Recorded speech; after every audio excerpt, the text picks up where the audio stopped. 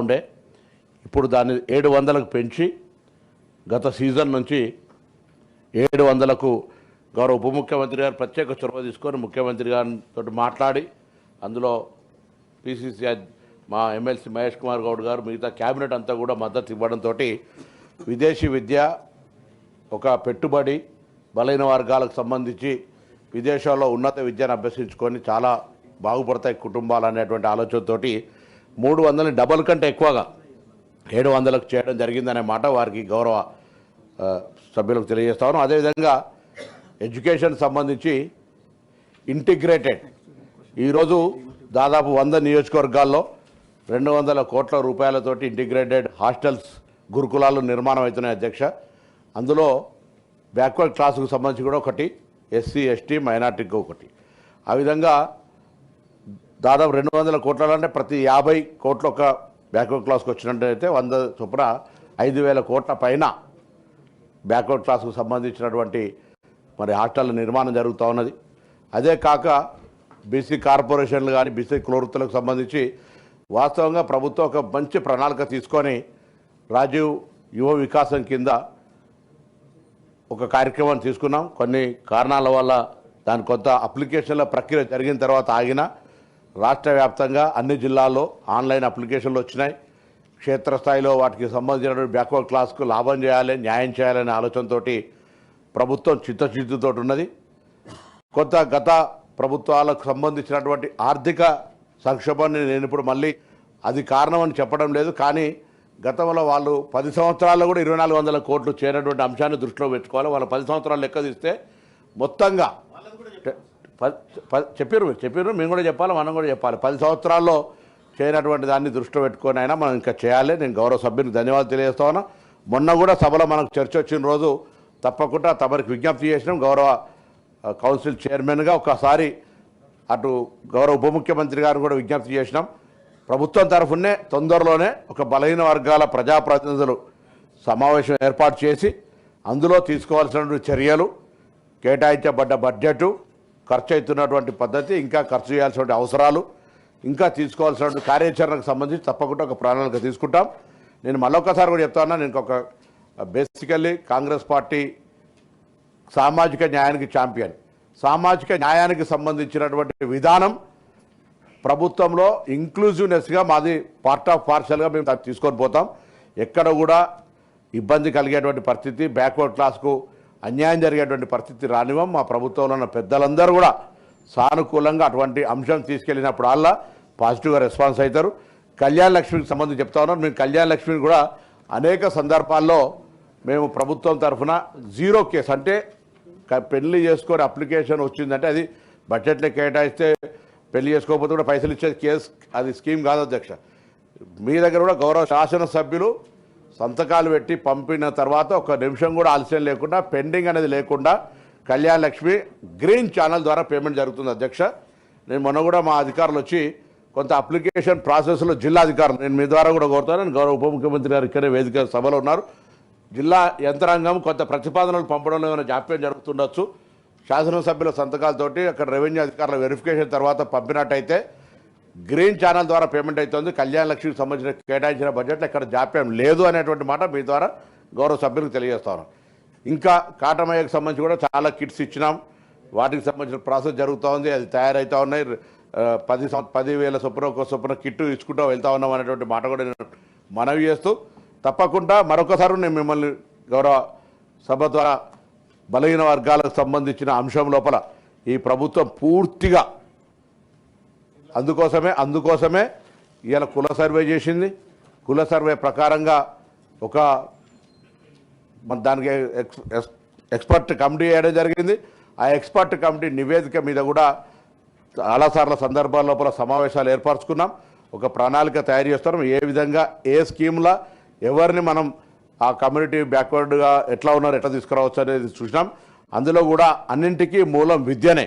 విద్య ఉన్నట్టయితే కులాలకు అతీతంగా ఎదిగగలిగేటువంటి సందర్భం ఉంది. కాబట్టి విద్యకు అత్యంత ప్రాధాన్యత ఇచ్చే విధంగా గురుకులాలను పటిష్టవంతం చేయడం కావచ్చు, గురుకులాలకు సంబంధించిన మెనూను ఛార్జెస్ పెంచడం కావచ్చు, వాళ్ళకు పేమెంట్ కూడా గతంలో చాలా కాలంగా పెండింగ్ ఉండి బిల్డింగ్ల కిరాయి కట్టకపోతే బిల్డింగులు ఖాళీ చేసేటువంటి పరిస్థితి ఉంది అధ్యక్ష.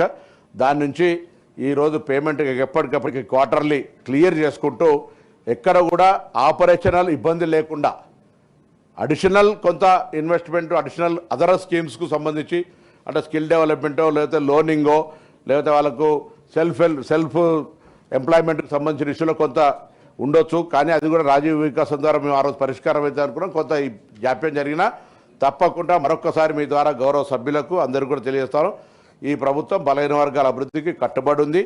దానికి సంబంధించి త్వరలోనే ఒక బలహీన వర్గాల ప్రజల సమావేశం ఏర్పాటు చేస్తాం. ప్రభుత్వం పక్షాన తప్పకుండా ఒక దిశానిర్దేశం తీసుకొని భవిష్యత్తు కార్యాచరణ తీసుకొని దానికి అనుగుణంగా ఇప్పుడు కేటాయించిన బడ్జెట్లో ఖర్చు, రాబోయే బడ్జెట్లో కేటాయించడానికి తీసుకోవాల్సిన చర్యలకు సంబంధించి కూడా తప్పకుండా గౌరవ సభ్యుల సలహా సూచనలు తీసుకొని ముందుకు పోతాం.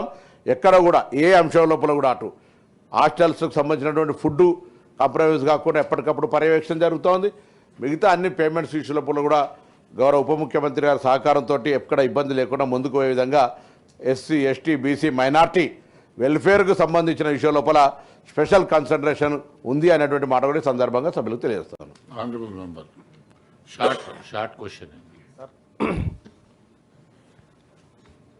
సార్, ప్రభుత్వం బలహీన వర్గాల సంక్షేమం కోసం కట్టుబడి ఉంది అని చెప్తా ఉన్నారు సార్. ఏం చెప్తుంది ఆ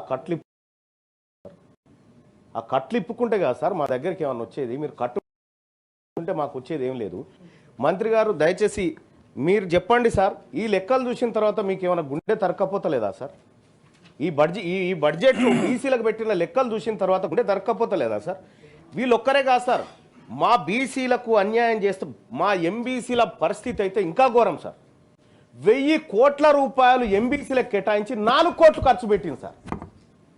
ఇంకా గత ప్రభుత్వం సార్, మరి తెలంగాణ రాష్ట్రం వచ్చి మేము ఏం చేసుకోవాలి సార్? మా కోసం రాలేదా సార్? ఈ రాష్ట్రంలో మేము పౌరులం కాదా? 100కి 56.33% ఉన్నారు బీసీలని ఈ రాష్ట్ర ప్రభుత్వం మాకు లెక్క చెప్పినప్పుడు మరి మా బడ్జెట్ ఏది, మా ఖర్చు ఏది, మా లెక్క ఏది సార్? ఒక్కసారి సార్ 2014-15 నుంచి సార్ తెలంగాణ రాష్ట్రం వచ్చినప్పటి నుంచి జరిగిన మోసం 2 ముచ్చట్లు చెప్తాను సార్. 2014-15లో సార్ 4311 కోట్ల రూపాయలు కేటాయించారు సార్. ఖర్చు చేసింది 1090 కోట్లు. దాంట్లో సార్ దాదాపుగా ఒక 74.7% నిధులు మిగిల్చుకున్నారు సార్. దాంట్లో కూడా ఇక 2015-16లో సార్ 78% నిధులు మిగిల్చుకున్నారు సార్. ఖర్చు పెట్టలే. కేవలం 4897 కోట్లు కేటాయిస్తే 1073 కోట్లు ఖర్చు చేసిరు సార్. 3823 కోట్ల రూపాయలు మిగిల్చుకుంది సార్ గవర్నమెంట్ బీసీలది. అలాగే 2016-17లో సార్ 4622 కోట్ల రూపాయలు బీసీ సంక్షేమం కోసం కేటాయించి 1930 కోట్ల రూపాయలు మిగిల్చుకుంది సార్. అంటే 41% నిధులను మిగిల్చుకుంది గవర్నమెంట్ అప్పట్లో. 2017-18లో సార్ 5070 కోట్ల రూపాయలు బీసీల సంక్షేమం కోసం మేము ఖర్చు పెడతామని బడ్జెట్లో పెట్టి 2204 కోట్ల రూపాయలు మిగిల్చుకుంది సార్ మా సొమ్ము గవర్నమెంట్. అలాగే 2018-19లో 5764 కోట్ల రూపాయలు మేము ఖర్చు పెడుతున్నాం బీసీల కోసమని బడ్జెట్లో చెప్పి 2220 కోట్ల రూపాయలు మిగిల్చుకుంది సార్ ఈ ప్రభుత్వం. 2000 సార్ ప్రభుత్వం is a continuous process sir. అది వీళ్ళు కానీ వాళ్ళు కానీ ఎవరైనా సరే కానీ మేము కూడా కంటిన్యూస్ ప్రాసెస్ సార్ బీసీలం. ఇక్కడ 2018-19లో సార్ 5764 కోట్లు ఖర్చు పెడతామని 2220 కోట్లు మిగుల్చుకున్నారు సార్.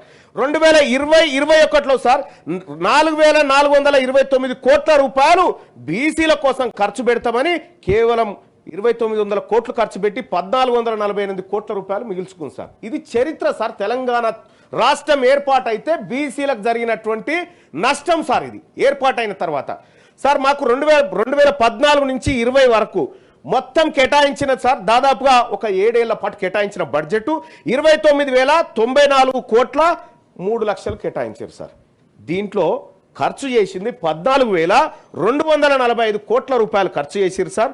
మిగుల్చుకున్న సొమ్ము సార్ మా బీసీలది, మా కుమ్మరోళ్ళది, మా మాలోళ్ళది, మా మంగళోళ్ళది, మా శాఖలోళ్ళది, మా ప్రజల సొమ్ము ఈ ప్రభుత్వం మిగిల్చుకుంది. 14,800 కోట్ల రూపాయల సొమ్ము మా సొమ్ము మిగిల్చుకుంది సార్ ఈ ప్రభుత్వము. మా కుండలు చేసే కుమ్మరోళ్ళని చూడండి సార్, మా పేద వర్గాలను చూడండి సార్. మా పేద వర్గాల 51% సార్ 2014 నుంచి 2021 వరకు 51% నిధులను ఈ బీసీల నిధులను ప్రభుత్వం మిగిల్చుకొని తింటా ఉంది సార్. మా సొమ్ము తింటా ఉంది ప్రభుత్వం. సార్ సార్ ఒక కంక్లూజన్ చేస్తా సార్ ఇక్కడ సార్ ఇంకా విషయం ఏంటంటే సార్ మరి మేము బీసీలం సార్ ఈ తెలంగాణ రాష్ట్రంలో బడ్జెట్లో జమ అవుతున్నటువంటి ప్రతి పైసలో 56.33% మేము వాటా సార్ మేము జమ చేస్తా ఉన్నాం సార్ ఇక్కడ సార్ మేము జమ చేస్తున్నటువంటి సొమ్ము ఒకసారి చూస్తే సార్ 2014-15లో సార్ మేము ఈ రాష్ట్ర ఖజానాకు ఒక్క రోజుకి గౌరవ మంత్రి గారు వినాలే ప్లీజ్ సార్ మంత్రి గారు సార్ ఇవాళ దయచేసి సార్ మాది సార్ పేదవారి 50% ప్రజల అంశం సార్ మంత్రి గారు 2014-15లో 157 రూపాయలు సార్ ఒక్క రోజుకు 157 రూపాయలు బీసీలం జమ చేసినాం సార్ ఒక్కొక్కరం బడ్జెట్లో కానీ 2014-15లో బీసీలకు ఈ ప్రభుత్వం ఇచ్చింది ₹1.5 సార్ ఒక్క రోజుకి ₹1.5 యాదగిరిగుట్ట మెట్ల కాడ ఒక బిచ్చపోడు కూడా తీసుకోడు సార్ ఈ సొమ్ము గది ఖర్చు పెట్టింది సార్ అలాగే సార్ 2015-16లో 181 రూపాయల చొప్పున రోజుకు 181 పన్నులు ఇతరత్రాల రూపంలో బీసీలము రాష్ట్ర ప్రభుత్వ ఖజానాలో జమ చేస్తా ఉన్నాం సార్ కంక్లూడ్ చేస్తాం సార్ క్వశ్చన్ అవర్ సార్ ఆ తర్వాత కూడా ప్రభుత్వం నుంచి సార్ ఈ ప్రభుత్వం ఇచ్చిన లెక్కలు చూస్తే సార్ మీరు కూడా ఈ లెక్కలు చూస్తే మీకు కూడా బాధ అనిపిస్తుంది సార్ ఎందుకంటే మీరు కూడా మా వర్గాల గురించి ఆలోచించేటువంటి గొప్ప మనసు ఉన్నటువంటి మీరు ఉన్నారు కాబట్టి సాధ్యపడుతుంది సార్ నేను మాట్లాడుకోవడానికి సార్ 2015-16లో సార్ 2015-16లో 181 రూపాయల చొప్పున ఒక్కొక్క బీసీలం ప్రభుత్వ ఖజానాలో జమ చేస్తే సార్ మా బీసీలకు ₹1.49 ఇచ్చింది సార్ అంటే ఇట్లా చూస్తే సార్ ₹4 ₹2 ఒక్కొక్క రోజుకు ₹3 మా బీసీలకు ఈ ప్రభుత్వం ఖర్చు పెడతా ఉంటే ఈ ప్రభుత్వం మా బీసీల దగ్గర ఒక్కొక్క రోజుకు వసూలు చేస్తుంది 234 204 272 181 సార్ నేను ఒకటి అడుగుతా సార్ మేము పన్నులు కట్టడానికి ఉన్నామా సార్ ఇక్కడ తెలంగాణ రాష్ట్రంలో మేము పన్నులు కట్టడం కేవలం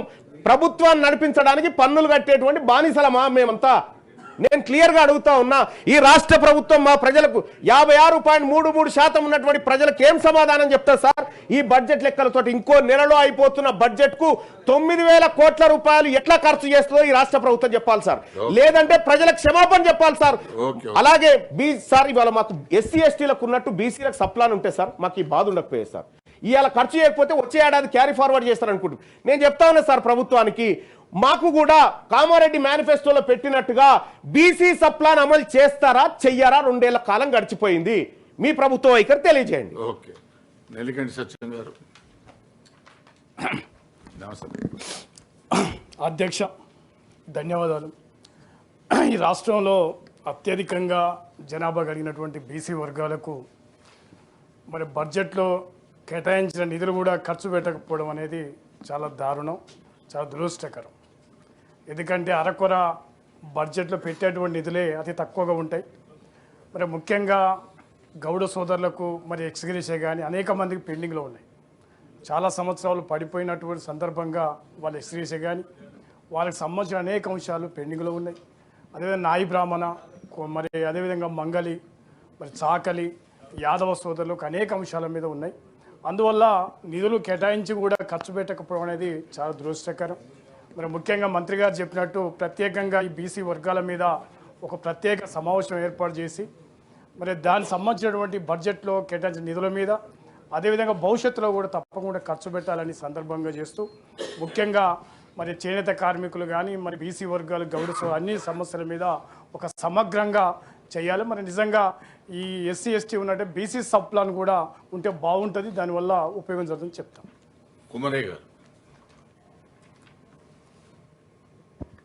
అధ్యక్ష నమస్కారం తర్వాత బీసీస్ విషయంలో పాపులేషన్కు ప్రపోర్షనేట్గా బడ్జెట్ అలొకేషన్ కానీ లేకుంటే రిజర్వేషన్ కానీ అడ్మిషన్ మన ఎడ్యుకేషన్ రిజర్వేషన్ కానీ తర్వాత ఫండ్స్ అలొకేషన్లో ఎడ్యుకేషన్ నాన్ ఎడ్యుకేషన్ ఫండ్స్ ప్రాపర్గా స్పెండ్ చేయకపోవడం బడ్జెట్ అలొకేషన్ అయ్యి స్పెండ్ చేయకపోవడం వల్ల చాలా ప్రాబ్లమ్స్ వస్తున్నాయి సార్ స్పెషల్గా ఎడ్యుకేషన్లో ఈ model schools BC schools Phule schools తర్వాత వాళ్ళకి మెయింటెనెన్స్ లేదు తర్వాత సఫిషియెంట్ లేదు తర్వాత చాలా బిల్డింగ్స్ కొన్ని కిరాయి తీసుకున్నారు కిరాయి టైంలో పే చేయకపోతే ఓనర్స్ ఎలక్ట్రిసిటీ కట్ చేస్తూ ఉన్నారు అదేవిధంగా ఈ ప్రాబ్లం అందరికీ ఉంది ఆల్ స్కూల్స్కి ఉన్నాయి అంటే ఎస్సీ ఎస్టీ బీసీ గురుకులాలు అన్నిటికీ ఉన్నాయి బట్ నా రిక్వెస్ట్ ఏంటంటే మిత్రు ఈ బడ్జెట్ అలొకేషన్ చేసింది స్పెండ్ చేయాలి తర్వాత పాపులేషన్కి ప్రపోర్షనేట్గా ఇప్పుడు బీసీ రిజర్వేషన్ కూడా తీసుకొచ్చారు అది కూడా పోయింది ఇప్పుడు తమిళనాడు గవర్నమెంట్ చాలా సైంటిఫిక్గా సర్వే చేసి పార్లమెంట్లో అప్రూవ్ చేసి షెడ్యూల్ 9లో పెట్టారు. మన దగ్గర కూడా అదే డైరెక్షన్లో పనిచేయాలని కోరుకుంటున్నాను. గౌరవ మంత్రి గారు ఉప ముఖ్యమంత్రి గారు ఇద్దరు ఉన్నారు. ఎందుకంటే ఇండస్ట్రియల్ సబ్సిడీ కింద ఎస్సీ బీసీ ఎస్టీలకు ఇచ్చారు. అది 2 years నుంచి పెండింగ్లో ఉంది సబ్సిడీ అమౌంట్. ఎందుకంటే మనకి ఇంకా 2-3 months ఈ బడ్జెట్ క్లోజింగ్లో ఉంది కాబట్టి అప్పటి వరకైనా వాళ్ళకి ఇవ్వాల్సినటువంటివి అన్నీ అంటే డిస్ట్రిక్ట్ ఇండస్ట్రీస్ డిపార్ట్మెంట్కి వెళ్ళి ఈ వర్గాల వాళ్ళు తీసుకున్నటువంటి లోన్స్కు రాష్ట్ర ప్రభుత్వం ఇవ్వాల్సినటువంటి సబ్సిడీ 2-3 years నుంచి పెండింగ్లో ఉంది. వాళ్ళు మా చుట్టూ తిరుగుతూ ఉన్నారు. దయచేసి అందుకనే నేను మంత్రితో పాటు ఉప ముఖ్యమంత్రి గారిని కూడా రిక్వెస్ట్ చేస్తున్నా. కాబట్టి అది దయచేసి అవి రిలీజ్ చేసేటట్టు చూడండి. వైస్ చైర్మన్ గారు.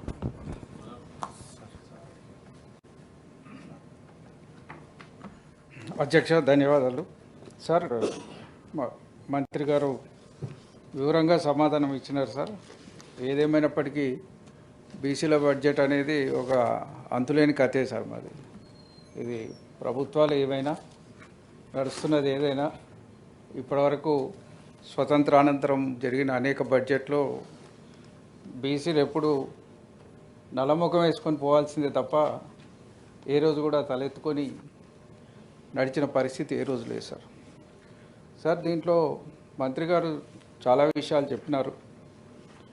వాటితో ఎక్కడ విభేదించే అవకాశం లేదు. కానీ ఎందుకు ఇంప్లిమెంట్ అయితే లేవనేది వారు ప్రశ్నించుకోవాల్సిన అవసరం ఉంది. ఇప్పుడు రేపు పొద్దున బడ్జెట్ వస్తుంది. ఒక 1 monthలో మనం బడ్జెట్కి పోతాం అనుకుంటాం.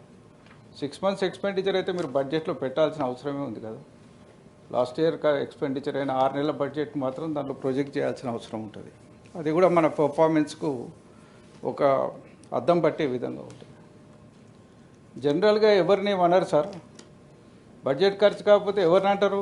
మళ్ళీ బీసీ మంత్రినే ఆల్సి వస్తుంది. ఇప్పుడు కార్పొరేషన్లు పెట్టిండ్రు, అందరు హర్షించిండ్రు. ఒక్కొక్క కార్పొరేషన్కు మీరు ప్రమాణ స్వీకారాలు పెట్టిన రోజు 1000 మంది తరలి వచ్చిండ్రు. జీపులు వేసుకొని అవి వేసుకొని ఎంతో ఆశతోటి వచ్చిండ్రు. బడ్జెట్ 4000 కోట్లు పెడితే దాంట్లో 13.95 మాత్రమే ఖర్చు పెట్టారు. మరి వాళ్ళకు కనీసం ఏదో స్కీమ్ పెట్టి ఏదో ఒకటి పెట్టి ఏ వర్గాలకైతే మీరు పెట్టినారో ఆ వర్గాలకు ఏదో ఒక స్కీమ్ అప్లై చేస్తే బాగుండేది కదా. దాంట్లో ఇంప్లిమెంట్ చేస్తే కూడా బాగుండేదని ఈ సందర్భంగా నేను మనవి చేస్తున్నా. ముఖ్యంగా